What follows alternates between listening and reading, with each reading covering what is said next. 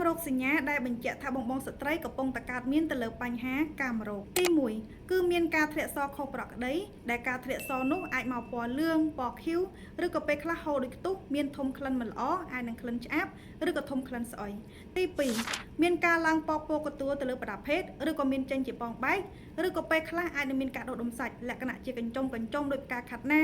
ឡើងគ្រើមដោយដុំមុនដុំរឹសឬក៏ពេលខ្លះអាចដុសជាតសៃដូចជាកពឹសក្រូចដូចជាខ្លែបក្រូចដែលដុំសាច់នោះអាចដុសនៅផ្នែកខាងក្រៅនៃទ្វារមាសដុសនៅខាងក្នុងទ្វារមាសឬក៏ដុសនៅលើមាត់ស្បូនចំណុចទី3គឺមានការរមាស់នៅបរិវេណទ្វារមាសតែម្ដងហើយចំណុចទី4នោះគឺធ្វើឲ្យយើងពិបាកក្នុងការបត់ជើងតូចនោមមកឈឺក្តៅកាហាយឬក៏ពេលខ្លះដែលយើងនោមអត់អស់ដូចនោមតអញ្ចឹងហើយចំណុចទី5នោះគឺធ្វើឲ្យយើងពិបាកក្នុងការកេងនៅជាមួយដៃគូនៅជាមួយដៃគូមានការឈឺក្តៅកាហាយឬក៏ពេលខ្លះអាចនឹងមានការធ្លាក់ឈាមអំឡុងពេលនៅជាមួយដៃគូផងដែរអញ្ចឹងសម្រាប់បងស្ត្រីដែលកំពុងតែកើតមានទៅលើបញ្ហាទាំងអស់នេះឆាប់ធ្វើការរំដោះស្រាយហើយបើសិនជាបងប្អូនចង់បានព័ត៌មានលម្អិតទាក់ទងលើបញ្ហាសុខភាពបងប្អូនអាចទាក់ទងមកនឹងខ្ញុំបានតាមរយៈលេខ Telegram